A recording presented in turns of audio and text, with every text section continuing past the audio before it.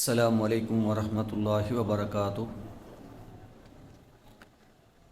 ان الحمد للہ نحمده ونستعینه ونستغفره ونعوذ باللہ من شرور انفسنا ومن سیئات اعمالنا من يهده الله فلا مضل له ومن يضلل فلا هادي له واشهد ان لا اله الا الله وحده لا شريك له واشهد ان محمدا عبده ورسوله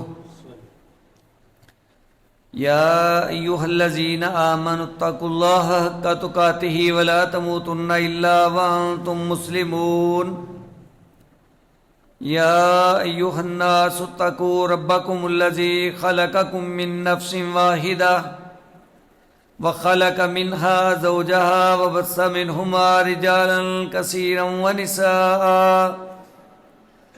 واتقوا الله الذي تساءلون به والأرحام إن الله كان عليكم رقيبا يا أيها الذين آمنوا اتقوا الله وقولوا قولا سديدا يصلح لكم أعمالكم ويغفر لكم ذنوبكم ومن يطع الله ورسوله فقد فاز فوزا عظيما فإن أحسن الكلام كلام الله وخير الهدي هدي محمد صلى الله عليه وآله وسلم وشر الأمور محدثاتها وكل محدثة بدعة وَكُلَّ بِدْعَةٍ ضَلَالَةٍ وَكُلَّ ضَلَالَةٍ فِي النَّارِ۔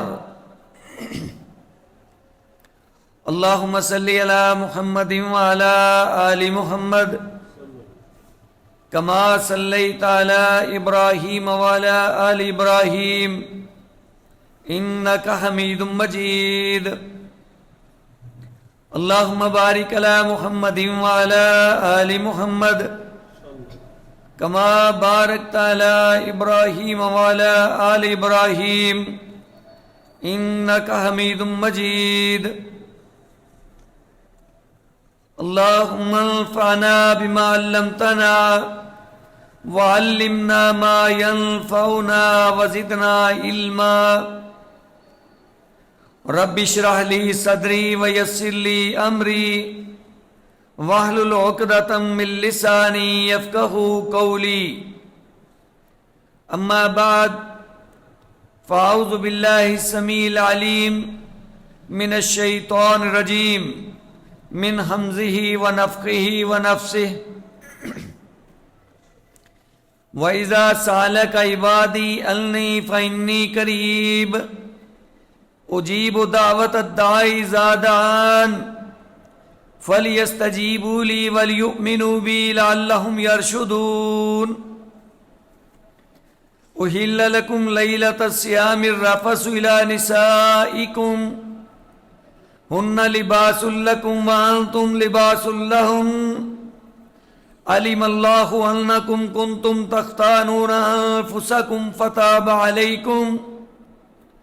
فَتَابَ عَلَيْكُمْ وَعَفَا عَنْكُمْ فالآن باشروهن وابتغوا ما كتب الله لكم وكلوا واشربوا حتى يتبين لكم الخيط الأبيض من الخيط الأسود من الفجر ثم أتموا الصيام إلى الليل ولا تباشروهن وأنتم عاكفون في المساجد تلك حدود الله فلا تقربوها كذلك يبين الله آياته للناس لعلهم يتقون۔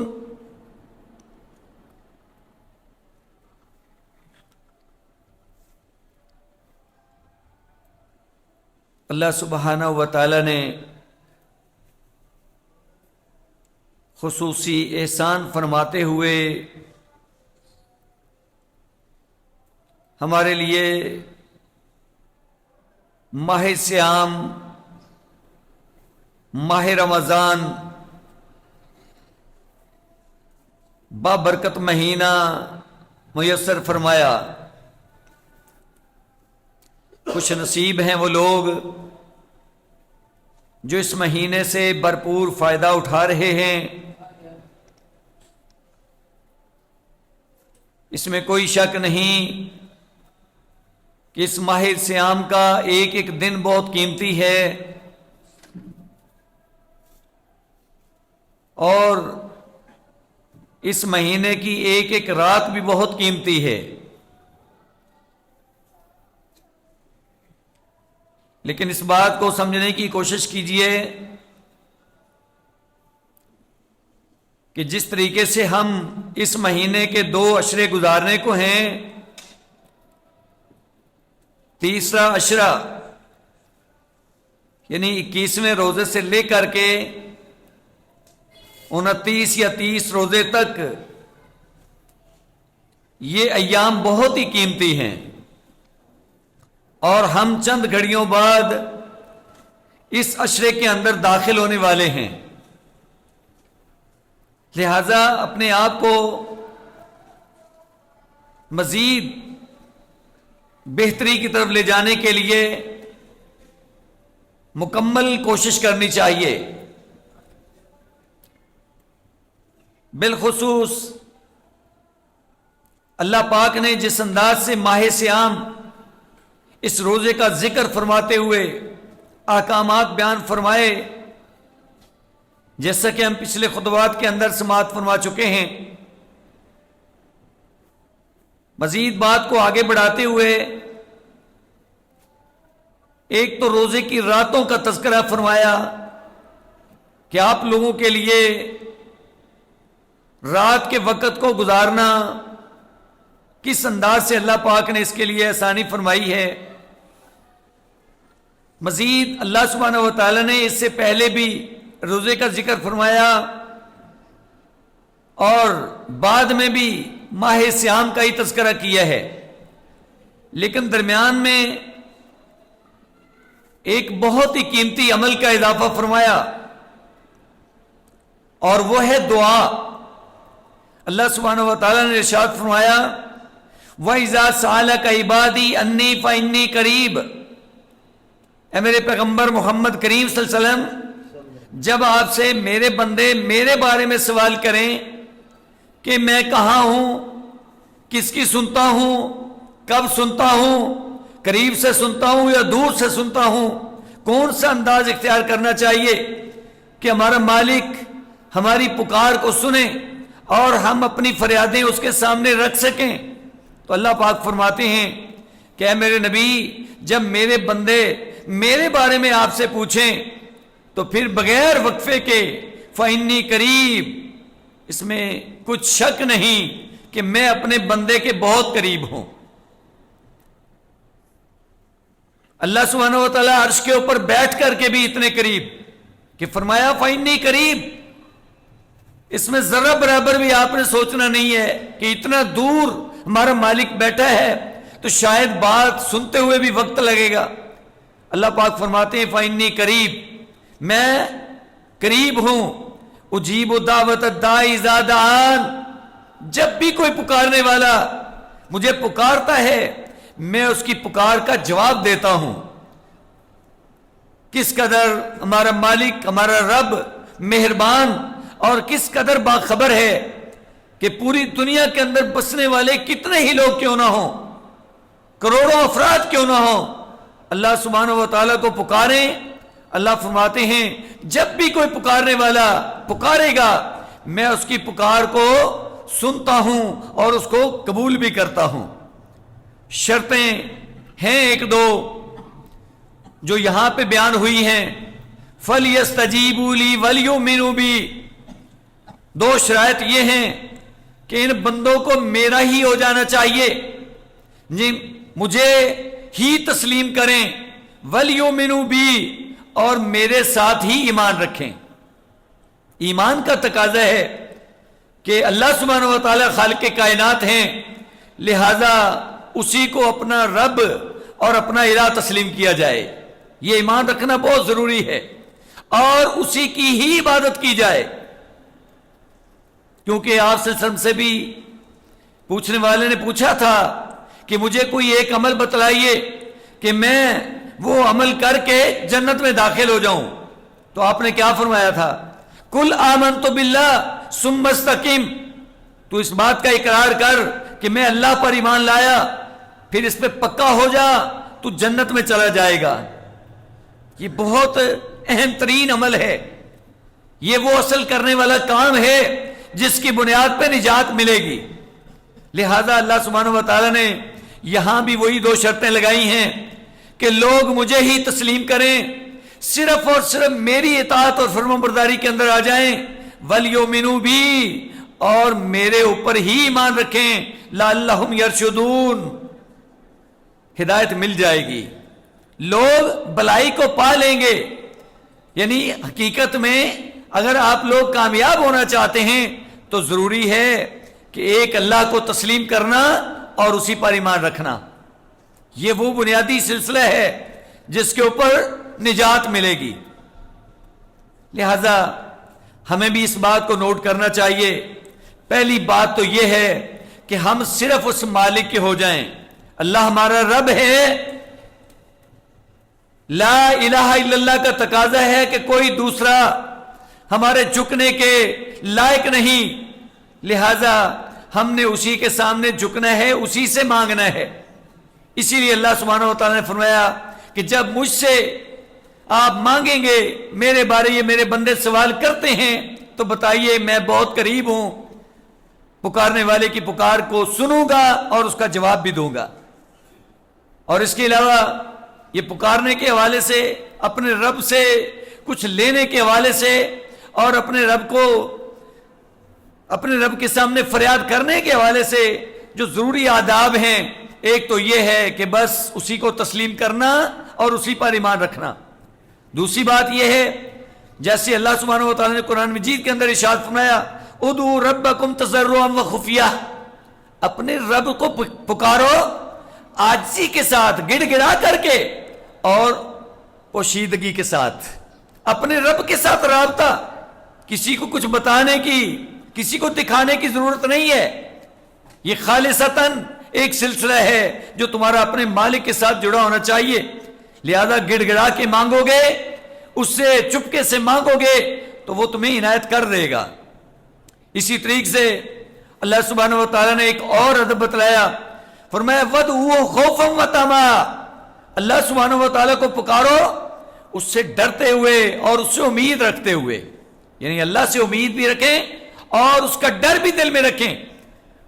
یہ خشیت الہی اور خوف خدا دل میں ہو اور اللہ سے بھرپور امید رکھتے ہوئے آپ اس سے مانگیں گے تو اللہ پاک ضرور عنایت فرما دیں گے. اسی طریقے سے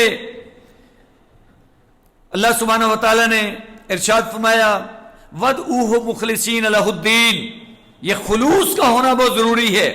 یہ نہیں ہے کہ اللہ سے بھی کہنا، غیروں سے بھی کہنا یہی ہے یار و شرک، اس سے بچ کے رہنا. یہ نہیں ہے کہ اللہ سے بھی مانگنا ہے، غیروں سے بھی مانگنا ہے، پھر کہنا ہے میرے مسئلے حل نہیں ہوتے. اللہ مشرک بندے کی دعا کو تو ایسی ضائع کر دیں گے کہ یہ تو خالص میرا بنتا ہی نہیں ہے، میں اس کو کیوں نوازوں. لہذا اللہ پاک فرماتے ہیں وَدْعُوهُ مُخْلِصِينَ لَهُ الدِّينَ، آپ نے خلوص کے ساتھ اپنا سب کچھ اس کے لیے خاص کرنا ہے، پھر وہ تمہیں نوازے گا. اسی طریقے سے ایک اور مقام پہ اللہ پاک ارشاد فرماتے ہیں وَقَالَ رَبُّكُمُ ادْعُونِي أَسْتَجِبْ لَكُمْ، تمہارے رب نے یہ فرما دیا ہے کہ تم مجھے ہی پکارو، میں تمہاری پکار کو قبول کروں گا. اور اس کے ساتھ اللہ پاک نے کیا فرمایا إِنَّ الَّذِينَ يَسْتَكْبِرُونَ عَنْ عِبَادَتِي سَيَدْخُلُونَ جَهَنَّمَ دَاخِرِينَ، جو میری عبادت سے تکبر کرتے ہیں، اللہ نے جو اس کے سامنے اپنی فریاد رکھتا ہے اس کو عبادت قرار دیا ہے. پتہ چلا کہ مانگنا، سوال کرنا بغیر وسائل کے یہ عبادت ہے، اور ہم نے اس عبادت کو غیروں کے ساتھ خاص کر لیا ہے. بہت سارے لوگوں کو ہم پکارتے ہیں اور سمجھتے نہیں ہیں، ہم سمجھتے ہیں کہ شاید یہ ہمارا حق ہے، حالانکہ یہ غلط ہے. اللہ پاک کے ساتھ ہم شرک کر رہے ہوتے ہیں جب ہم اللہ کو چھوڑ کر غیروں سے مانگتے ہیں بغیر اسباب اور ذرائع کے. تو اللہ سبحانہ و تعالیٰ نے فرمایا کہ یہ آپ کا رب جو آپ کا پالنے والا ہے، یہ اس کا حکم ہے، یہ اس کا فرمان ہے، ادعونی، اللہ فرماتے ہیں مجھے ہی پکارو، استجب لکم، اور پھر فرمایا جو لوگ میری عبادت سے، حالانکہ بات تو پکارنے کی ہو رہی ہے، پھر اللہ فرماتے ہیں جو میری عبادت سے تکبر کرتے ہیں سیدخلون جہنم داخرین، ہم چاہے ہزاروں کو پکارتے رہیں، ہمارے تصور میں یہ بات نہیں ہوتی، ہم سمجھتے ہیں ہم تو بخشے ہوئے ہیں۔ اللہ فرماتے ہیں جو یہ غیروں کو پکارتے ہیں وہ شرک کرتے ہیں، اور جو میری عبادت سے تکبر کرے گا وہ ذلیل ہو کے جہنم میں داخل ہوگا۔ لہٰذا یہ دعا، یہ پکارنا، یہ جس کو ہم مانگنا کہتے ہیں، جس کو ہم سوال کرنا کہتے ہیں، یہ عبادت ہے، اور عبادت آپ جانتے ہیں صرف ایک رب کی ہے۔ عبادت صرف اللہ تعالیٰ کی ہے، جس کا ہم اقرار بھی کرتے ہیں، لا الہ الا اللہ، اللہ سبحانہ و تعالیٰ کے علاوہ عبادت کی کوئی لائق ہی نہیں ہے۔ لہٰذا یہ سارے آداب ہمارے ذہن میں ہونے چاہیے کہ ہم نے خالص اس کا بن کے رہنا ہے، پورے خلوص کے ساتھ اسی سے دعا مانگنی ہے، اور صرف اسی سے مانگنے کا نظریہ قائم رکھنا ہے، اور یہ سمجھنا ہے کہ اس کے علاوہ کسی اور سے مانگیں گے تو یہ ہمارے لیے اتنا بڑا جرم بن جائے گا کہ جنت کا حصول مشکل ہو جائے گا۔ اور اس کے ساتھ ساتھ حدیث کے اندر بھی جو آداب بیان ہوئے ہیں ان میں سے ایک بہت بڑا ادب کسب حلال، انسان کا حلال مال کھانا، یہ بہت ضروری ہے، کیونکہ آپ فرماتے ہیں ایک بندہ آتا ہے وہ پراگندہ بالوں والا ہے اور ایک بدو انسان ہے، آ کے کہتا ہے یا رب یا رب، ایسے اللہ سبحانہ و تعالیٰ کو پکارنے لگ جاتا ہے، حالانکہ اس کا کھانا حرام کا ہے، پینا حرام کا ہے، اس کا لباس حرام کا ہے، اس کا جسم غذی بالحرام، حرام سے پلا ہے، وہ اللہ کو پکارتا ہے، فَأَنَّا يُسْتَجَابُ لَهُ، اس کی پکار کیسے سنی جائے اور کیسے قبول کی جائے؟ یعنی اللہ سبحانہ و تعالیٰ نے فرما دیا نا کہ جو میری عبادت سے تکبر کرتے ہیں وہ تو جہنمی ہے۔ لہذا جہاں مانگنے کا عزم ذہن میں رکھنا ہے وہاں ان آداب کو بھی ضرور ذہن میں رکھنا ہے۔ اور پھر میں نے تو اسباب کی بات کی ہے نا، اسباب کے بغیر کسی کو بھی پکارنا، وہ چاہے زندہ ہو چاہے مردہ ہو، اس تصور سے کہ فلاں صاحب کو میں پکاروں گا میرا سارا مسئلہ حل کر دے گا، یہ تو اس کی عبادت ہے، یہ تو اللہ تعالیٰ کے ساتھ شرک ہے، لہذا ناقابل معافی جرم ہے جب تک انسان توبہ طائب نہیں ہو جاتا۔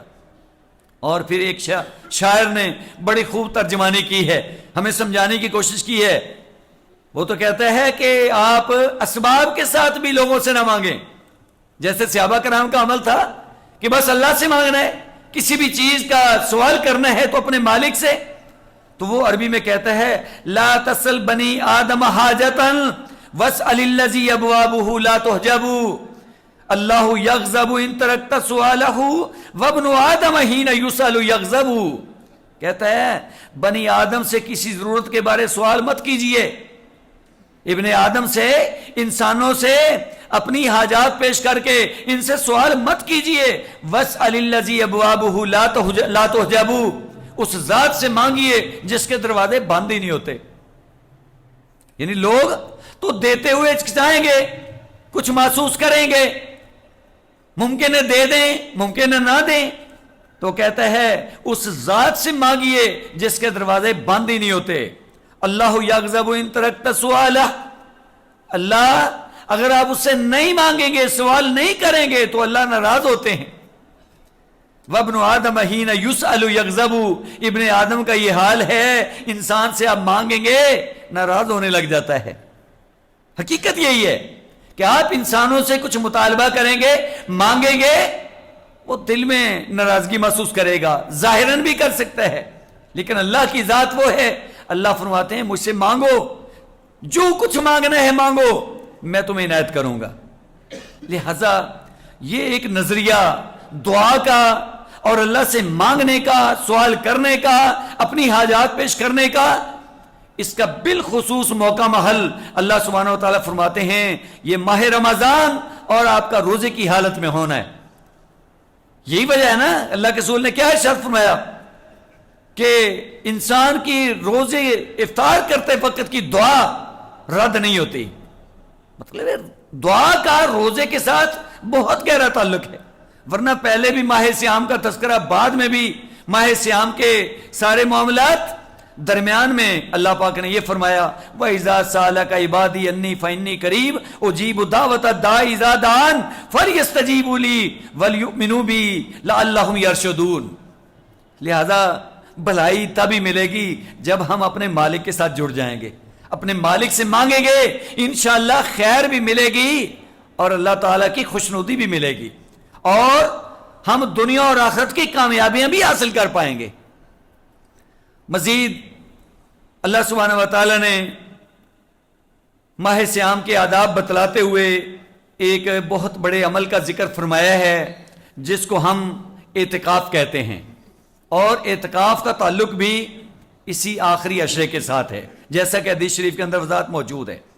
تو اللہ سبحانہ و تعالیٰ نے فرمایا وَكُلُوا وَاشْرَبُوا حَتَّى يَتَبَيَّنَ لَكُمُ الْخَيْطُ الْأَبْيَضُ مِنَ الْخَيْطِ الْأَسْوَدِ مِنَ الْفَجْرِ، کھاتے پیتے رہو حتیٰ کہ سفید دھاری سیاہ دھاری سے ظاہر ہو جائے، رات کی تاریکی سے دن کا اجالا محسوس ہونے لگ جائے۔ ثُمَّ أَتِمُّوا الصِّيَامَ إِلَى اللَّيْلِ، پھر تم نے روزے کو رات تک پورا کرنا ہے، اور وہ رات جب دن چلا جائے، سورج غروب ہو گیا، اب رات کے اوقات شروع ہونے والے ہیں، بس سورج کا غروب ہونا ہی دن کا چلے جانا ہے، اور یہی افطاری کا وقت ہے۔ وَلَا تُبَاشِرُوهُنَّ وَأَنْتُمْ عَاكِفُونَ فِي الْمَسَاجِدِ، اللہ سبحانہ و تعالیٰ فرماتے ہیں کہ ہم نے تمہاری بیویوں کے بارے میں تمہارے لیے جو گنجائش رکھی ہے وہ ماہ صیام کے اندر موجود ہے، لیکن اگر آپ اعتکاف کی حالت میں ہیں تو آپ اپنی بیوی سے کسی قسم کا تعلق نہیں قائم کر سکتے۔ وَلَا تُبَاشِرُوهُنَّ وَأَنْتُمْ عَاكِفُونَ فِي الْمَسَاجِدِ، جب آپ لوگ مساجد کے اندر اعتکاف کی حالت میں ہیں۔ تِلْكَ حُدُودُ اللَّهِ فَلَا تَقْرَبُوهَا، یہ اللہ کی حدیں ہیں، ان کے قریب نہیں جانا۔ كَذَلِكَ يُبَيِّنُ اللَّهُ آيَاتِهِ لِلنَّاسِ لَعَلَّهُمْ يَتَّقُونَ، اس طریقے سے اللہ سبحانہ و تعالیٰ لوگوں کے لیے اپنی نشانیاں بیان فرماتے ہیں تاکہ لوگ متقی بن جائیں۔ روزے کا مقصد بھی تقوی چونکہ انسان کی نجات کا سامان ہے، اور آخر میں چل کے اللہ پاک فرماتے ہیں اس طرح سے ہم نے اپنی یہ حدیں بیان کی ہیں لوگوں کے لیے تاکہ لوگ متقی بن سکیں، لوگوں کے اندر تقوی پیدا ہو جائے، کیونکہ تقوی کا حصول اللہ تعالیٰ کی اطاعت کے ساتھ ہے، اور اللہ تعالیٰ کے احکامات ہمارے لیے قابل عمل ہیں۔ جب ہم ان پر عمل کریں گے تو پھر نجات ملے گی نا، وہ تقوی کی بنیاد پہ ہے۔ لہٰذا اللہ سبحانہ و تعالیٰ نے یہ جو گنجائش ہمارے لیے خاص طور پہ یہ نکالی اور اعتکاف کا تذکرہ فرمایا، یہاں ایک تو یہ بات سمجھ آ رہی ہے کہ اللہ فرماتے وَأَنْتُمْ عَاكِفُونَ فِي الْمَسَاجِدِ، تم لوگ مسجدوں کے اندر جب اعتکاف کی حالت میں ہو، تو یہ بالکل واضح مسئلہ ہے کہ اعتکاف مسجد کے اندر ہے، قرآن مجید سے بھی اور حدیث شریف کے اندر سے بھی۔ لہٰذا ایسا کوئی نظریہ ذہن میں رکھنا بنانا جیسے لوگوں کا عمل ہے کہ گھر کے اندر ہی بیٹھ کے بس یہی اعتکاف ہے، اعتکاف گھر میں نہیں ہوتا، اعتکاف مسجد کے اندر۔ اور یہ کس لیے ہے؟ اس کا ایک بنیادی فلسفہ اور مقصد کہ دیکھو آپ لوگوں نے دنیا سے کٹ آف ہو جانا ہے، خالصتاً بس اللہ کی رضا کے لیے اپنے آپ کو ایک سائیڈ پہ لگانا ہے کہ کسی قسم کا معاملہ دنیا داری کا آپ کے اندر نہیں ہونا چاہیے۔ اب یہ ایک بڑا اہم ترین موقع ہے اعتکاف کی حالت کے اندر آ جانا، لہذا اعتکاف کو سمجھنا چاہیے۔ جو بندہ ذہن بناتا ہے وہ پورا ذہن بنا کر کے کہ میں نے جب مسجد کے اندر آ جانا ہے تو پھر دنیا کے معاملات نہیں چلیں گے، یہ نہیں ہے یہاں بیٹھ کر کے بھی موبائل کے اوپر وہ اپنا سارا کاروبار جاری رکھے، بھائی وہ کاروبار ہی تو چھوڑا ہے۔ لہٰذا مسجد کے اندر آ کر کے دنیا کے سارے معاملات، حتیٰ کہ باہر کوئی بندہ بیمار ہے آپ اس کی بیمار کرسی کے لیے نہیں جا سکتے، آپ جنازہ پڑھنے کے لیے نہیں جا سکتے، تو باقی باتیں کر سکتے ہیں؟ پھر سارے معاملات ادھر ادھر دنیا کی باتیں بحثیں غلط بات ہے۔ ہاں مسئلے مسائل کی بات تو ہو سکتی ہے، اس کے علاوہ دنیا داری کی باتیں نہیں ہو سکتی۔ اور خاص طور پہ یہ جو آخری عشرہ، پھر اس کے اندر اعتکاف، اس کی بنیادی وجہ کیا ہے؟ تو اس کی بنیادی وجہ ایک ہی سمجھ آئی ہے، جیسا کہ آپ صلی اللہ علیہ وسلم کی کوشش بھی رہی کہ آپ نے پہلا عشرہ اعتکاف کیا، پھر دوسرا عشرہ اعتکاف کیا، اور پھر آخری عشرہ اعتکاف کیا۔ فرمایا میں اصل میں لیلۃ القدر کی تلاش میں تھا، وہ لیلۃ المبارکہ، برکت والی رات، وہ فیصلے والی رات، وہ تقدیر والی رات، جس رات کے اندر اللہ سبحانہ و تعالی سب لوگوں کے فیصلے فرماتے ہیں اہم کاموں کے۔ فرمایا کہ میں اس رات کی تلاش میں تھا، اب وہ بتایا گیا ہے کہ وہ آخری عشرے کے اندر موجود ہے، اور اس کے اوپر روایات جو آج سے سب نے فرمایا وہ بھی موجود ہیں۔ اور پھر یہ ایک رات، دیکھیں پورا مہینہ بہت قابل قدر ہے، لیکن جہاں پورے مہینے کا تذکرہ ہے، آپ سے سب نے ارشاد فرمایا من صام رمضان ایمانا و احتسابا غفر له ما تقدم من ذنبه، جو بندہ پورا مہینہ روزہ رکھتا ہے اس کے پچھلے سارے گناہ معاف۔ ومن قام رمضان ایمانا و احتسابا غفر له ما تقدم من ذنبه، جو بندہ پورا مہینہ قیام کرتا ہے، قیام رمضان کرتا ہے، اس کے بھی پچھلے سارے گناہ معاف۔ جہاں پورے مہینے کا عمل ہے وہاں ایک رات کی فضیلت سنیے، ایک رات کا عمل۔ ومن قام لیلۃ القدر ایمانا و احتسابا غفر له ما تقدم من ذنبه، کہاں ایک مہینہ اور کہاں ایک رات۔ فرمایا جس نے لیلۃ القدر کا قیام کر لیا، انہی دو شرائط کے ساتھ بندہ مومن ہے، بندہ اللہ سے ثواب حاصل کرنا چاہتا ہے، غفر له ما تقدم من ذنبه، ایک رات کی محنت سے پچھلے سارے گناہ معاف۔ گناہ کیا معاف ہونا ہے؟ جیسے آپ پڑھ کے دیکھیں تیسرے پارے کے اندر اللہ فرماتے ہیں انا انزلناہ فی لیلۃ القدر، ہم نے اس قرآن کو برکت والی رات، وہ قدر والی رات ہے، اس کے اندر نازل فرمایا ہے، اور یہ رات 1000 مہینوں سے بہتر ہے، 83-84 سال بنتے ہیں۔ تو اس ایک رات کی اتنی فضیلت، یہی وجہ ہے کہ اللہ کے رسول کے احکامات اس کے اوپر موجود ہیں۔ آپ فرماتے ہیں تحروا لیلۃ القدر فی الوتر من العشر الاواخر من رمضان، رمضان شریف کے آخری عشرے کے اندر، تاک راتوں کے اندر اس لیلۃ القدر کو تلاش کرو۔ وہ تاک راتیں ہیں 21، 23، 25، 27، 29، اور اس ضمن میں صحیح مسلم کے حدیث ہے کان رسول اللہ صلی اللہ علیہ وسلم یجتہد فی العشر الاواخر ما لا یجتہد فی غیرہ، رسول اللہ صلی اللہ علیہ وسلم آخری عشرے کے اندر وہ محنت اور کوشش فرماتے جو اس کے علاوہ نہیں فرماتے تھے۔ یعنی پہلے 2 عشرے گزر رہے ہیں ہمارے بھی، پہلا عشرہ گیا، یہ دوسرا بھی جاری ہے، ہم بھی سستی کوتاہی کا شکار ہیں، لیکن آپ وسلم کی سنت کیا ہے کہ آپ آخری عشرے کے اندر وہ محنت کرتے جو اس عشرے کے علاوہ نہیں کیا کرتے تھے۔ دوسری روایت صحیح بخاری اور مسلم کی، اذا دخل العشر، جب یہ عشرہ داخل ہوتا، یہ آخری عشرہ جو ابھی 1-2 دن کے بعد آنے والے ہے، شد میزارا، آپ اپنا تہ بند کس لیتے، جیسے ہم پنجابی میں کہتے ہیں لنگوٹا کس لینا، آپ اپنا تہ بند کس لیتے، واحیا لیلہ، اور اپنی رات کو جگاتے۔ کیا مطلب؟ رات کی بیداری اختیار کرتے، اپنی رات کو بیدار رکھتے، یعنی خود جاگتے، وَأَيْقَظَ اور اپنے گھر والوں کو بھی جگاتے۔ گویا جہاں ہم نے خود محنت کوشش کرنی ہے، وہاں اپنے بیوی بچوں کو، گھر والوں کو ساتھ ترغیب دلا کر کے اور مل جل کر کے محنت اور کوشش کرنا، یہ ایک کرنے والا کام ہے جو سنت طریقہ بھی ہے کہ آپ کا یہ عمل خاص طور پہ اس ضمن میں۔ اور پھر اس رات کے ضمن میں جیسا کہ رسول اللہ صلی اللہ علیہ وسلم کی سنت بھی ہے اور صحابہ کرام کو بھی یہ رات دکھائی گئی مختلف روایات کے اندر، تو آپ صلی اللہ علیہ وسلم نے فرمایا کہ جو شخص اس کو تلاش کرنا چاہتا ہے فَلْيَتَحَرَّ فِي السَّبْعِ الْأَوَاخِرِ، اس وقت ایک عشرہ اس میں سے آخری 7 دن باقی تھے، تو آپ نے فرمایا بھی یہ جو آخری 7 راتیں اب رہ گئی ہیں نا، ان کے اندر تلاش کریں آپ لوگ۔ لیکن مزید وضاحت یہ پورے عشرے کی اور تاک راتوں کی یہ ہمارے سامنے ہیں۔ اب خاص طور پہ یہ رات جو اس قدر قیمتی ہے کہ اس کی محنت پورے مہینے سے بڑھ کر کے ہے، یا یوں سمجھ لیجئے کہ کئی سالوں کی عبادت سے بہتر ہے، تو آخر اس کے اندر ہونا کیا چاہیے؟ تو یہ ایک ایسا سوال ہے جو ماں جی عائشہ رضی اللہ تعالیٰ عنہ نے بھی آپ صلی اللہ علیہ وسلم سے کیا تھا۔ وہ پوچھتی ہیں رأیت إن علمت أي ليلة ليلة القدر، پوچھتی ہیں کہ میرے سرتاج مجھے بتلائیے کہ اگر مجھے پتہ چل جائے، آثار سے محسوس ہو جائے کہ یہ والی رات جو ہے لیلۃ القدر کی ہے، ما اقول فیہا، تو میں کیا کہوں، کیا مانگوں؟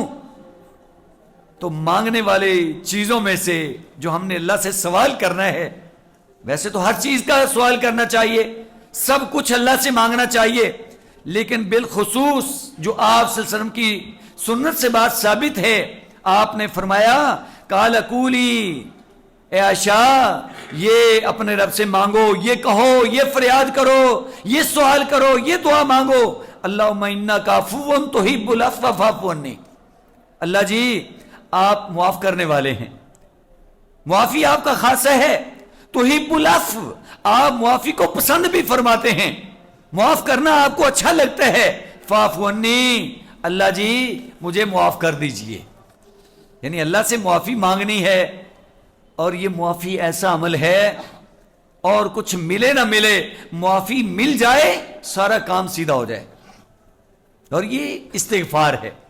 استغفار کا معنی کیا ہوتا ہے؟ بخشش طلب کرنا۔ استغفار بذات خود لفظ کو دعائیہ لفظ نہیں ہے، یہ اس کی ترجمانی ہے کہ آپ نے کیا مانگنا ہے۔ استغفار کا مطلب ہے بخشش طلب کرنا، اور اس کے لیے لفظ کیا ہے جو اللہ کے رسول نے فرما دیا کہ قولی اللہم اغفر لی، کہ عائشہ یہ کہو اللہم انک عفو تحب العفو فاعف عنی، اللہ جی آپ معاف کرنے والے ہیں، معافی کو پسند فرماتے ہیں، مجھے معاف کیجئے۔ یہ وہ استغفار ہے، یہ معافی کے کلمات ہیں، اللہ مجھے معاف کر دیجئے۔ اسی طریقے سے اس کے علاوہ بھی الفاظ ہیں، رب اغفر وارحم وانت خیر الراحمین، اللہ جی مجھے بخش دیجئے، مجھے معاف کیجئے، مجھ پر رحم کیجئے، یا اللہ آپ تو بہت رحم کرنے والے ہیں، بہت اچھے مہربان ہیں آپ۔ کم از کم الفاظ استغفر اللہ، یہ دو لفظ ہیں۔ استغفار میں نے عرض کیا، استغفار معافی کا لفظ جو دعائیہ لفظ ہو یہ وہ نہیں ہے، ہاں دعائیہ لفظ کے لیے رہنمائی ہے کہ ہمیں استغفار کرنا چاہیے۔ بھائی آپ نے استغفار کیا، بھائی جو استغفار کرے گا اللہ سے بہت فائدہ پائے گا، تو یہ اس چیز کو بتلانے کے لیے ایک لفظ ہے۔ باقی ہم نے کہنا کیا ہے، وہی جیسے میں نے ہماری عائشہ والی روایت وہ الفاظ بتلائے ہیں، رب اغفر وارحم وانت خیر الراحمین، یہ والے الفاظ ہیں۔ استغفر اللہ چھوٹے سے چھوٹے لفظ، صرف دو لفظ، استغفر اللہ، اس کا مطلب کیا ہے؟ میں اللہ سے بخشش طلب کرتا ہوں، یعنی میں اللہ سے معافی مانگتا ہوں۔ انسان اپنے آپ کو اللہ کے حضور پیش کر رہا ہے کہ اللہ مجھے معاف کیجئے۔ اس سے زیادہ استغفر اللہ ربی من کل ذنب واتوب الیہ، میں اللہ سے بخشش طلب کرتا ہوں جو میرا رب ہے، میرا مالک ہے، ہر گناہ سے، اور میں اسی کی طرف رجوع کرتا ہوں۔ میرا رخ، میرا رجحان، میری توجہ وہ اللہ کی طرف ہے، لہذا میرا رجحان اسی طرف ہے، وہ میرا رب ہے۔ ہر گناہ سے معافی مانگنے کے لیے میں اپنے مالک کی طرف رجحان کرتا ہوں۔ استغفر اللہ، اللہ میں آپ سے بخشش طلب کرتا ہوں، آپ مجھے معاف کیجئے۔ حضرت یونس علیہ السلام والی دعا موجود ہے، لا الہ الا انت سبحانک، یہ اللہ کی توحید کا اور اللہ کی عبادت کا واسطہ دے کر کے، لا الہ الا انت، اللہ آپ کے علاوہ تو کوئی عبادت کے لائق نہیں۔ اللہ راضی ہو گئے، میرا بندہ تو میرے سامنے ہی جھک گیا ہے، یہ تو میرے سامنے ہی اپنے آپ کو پیش کر رہا ہے، یہ تو میرے علاوہ کسی اور کو تسلیم نہیں کر رہا۔ اللہ راضی ہو گئے، اللہ راضی ہو گئے تو کام بن گیا۔ انی کنت من الظالمین، اللہ میں ظالموں میں سے ہوں، اللہ میں جرم کرتا ہوں، آپ میرا جرم معاف کیجئے۔ اللہ فرماتے ہیں معاف کیا۔ تو وہی بات کہ آپ نے جب خالصتاً اپنے مالک کی طرف جانا ہے تو آپ کا مالک آپ کو نوازنے کے لیے، معاف کرنے کے لیے تیار بیٹھا ہے۔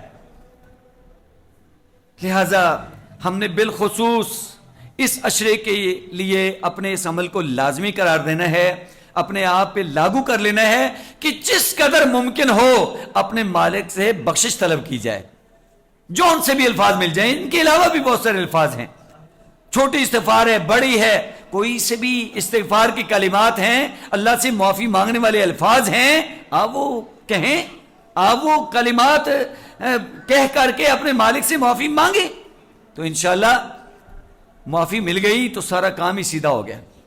ہماری محنت وہ تبھی رنگ لائے گی جب ہم بخشے ہوئے ہو جائیں گے۔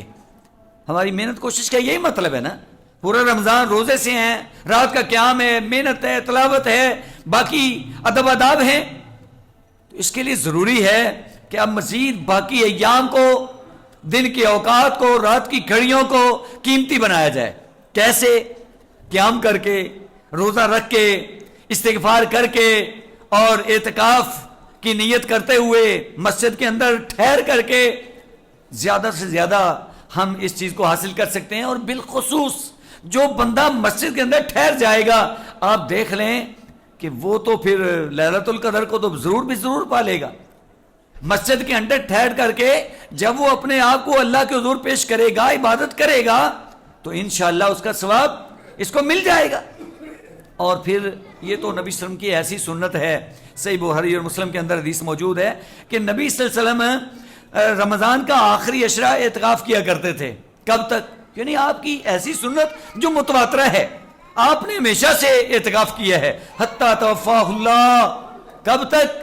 جب تک کہ اللہ نے آپ کو موت نہیں دے دی، آپ دنیا سے چلے گئے تب تک آپ کا یہ سلسلہ جاری رہا. ثم تکف ازواجہ من بعد، پھر آپ کی ازواج نے، امہات المومنین نے آپ کے بعد اعتکاف کیا ہے. اور یہ اعتکاف چونکہ مسجد کے اندر ہے، اس لیے عورتوں کے لیے بھی اگر ممکن ہو، اہتمام ہو سکتا ہو، ان کا علیحدہ سے انتظام ہو، تبھی درست ہے نا. ایسے مکس اپ تو کام نہیں چل سکتا کہ عورتوں کے لیے اہتمام بھی نہیں ہے اور عورتوں کو مسجد کے اندر آنا بھی ضروری ہے. اب اس کے لیے گنجائش یہ نکالیں کہ گھروں کے اندر ہی اعتکاف بیٹھ جائیں، تو گھر کے اندر تو اعتکاف نہیں ہوگا. مسجد کے اندر ہونا ہے تو مسجد کے اندر علیحدہ سے کوئی انتظام ہونا چاہیے. مثلا جیسے ہمارے پاس الحمدللہ انتظام موجود ہے، تو یہاں عورتوں کے لیے کوئی پریشانی نہیں، ہر لحاظ سے مکمل آرام اور ایک حفاظتی سلسلہ سارا وہ بہترین طریقے سے ہے. لہذا جس کسی نے بھی اعتکاف کا ارادہ فرمانا ہے، پہلی بات تو یہ ہے کہ دنیا سے کٹ آف ہو کر کے اپنے آپ کو یکسوئی پہ لا کر کے ایک ذہن بنا کے آنا ہے. یہ جو ہم نے سلسلہ بنا رکھا ہے، بچہ لوگ وہ تو ویسے ہی شغل مغل بناتے ہیں. اب چھوٹے بچے کا تو اعتکاف بنتا نہیں ہے، نہ وہ اس کے ادب اداب کا خیال رکھ سکتا ہے. لیکن نوجوان بچے بھی، وہ بھی چھوٹے بچے بن جاتے ہیں. یہ بھی بہت ضروری ہے کہ جہاں آپ نے ایک عبادت کو بجا لانا ہے، اپنے مالک کو راضی کرنا ہے، وہاں اس عبادت کے آداب کا بھی لحاظ رکھا جائے. یہ نہیں کہ مسجد کے اندر آ کر کے آپ وہ عبادت کا ثواب کمانے کی بجائے الٹا گناہ گار ہو رہے ہوں.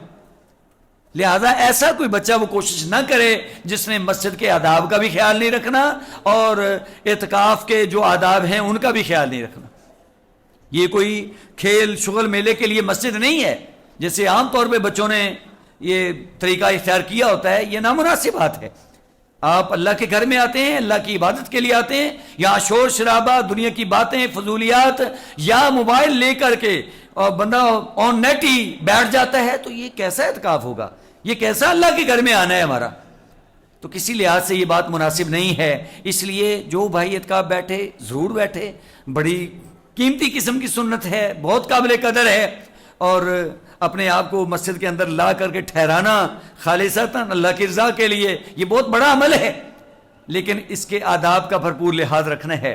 اور خاص طور پہ پھر وہی استغفار کے حوالے سے ایک بات عرض کروں گا کہ اللہ کے نبی کی سنت جو ہے وہ یہ ہے کہ آپ نے فرمایا کہ جو استغفار کو لازم پکڑ لیتا ہے، یہ تو بالخصوص ماہ رمضان ہے نا، جو استغفار کو اپنا اوڑھنا بچھونا بنا لیتا ہے، فرمایا من لازم الاستغفار جعل اللہ لہ من کل ہم فرجا ومن کل ضیق مخرجا ورزقہ من حیث لا یحتسب.